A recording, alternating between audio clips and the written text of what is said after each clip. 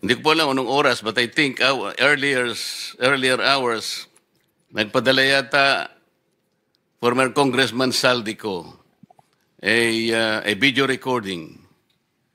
At dyan po ay napakarami niyang sinasabi na aligasyon, ngunit hindi po pwedeng hindi bigyan po ng atensyon. Nagpapatunay lamang po na lumawak na po talaga at lumalim ang pinag-uusapan nating problema. We cannot ignore that statement uploaded in the Facebook, Mr. Chair. So, kung ang tinatanong ni Senator Sherwin kanina na pinipilit na sinasagot ni Prosecutor o General Prosecutor, no?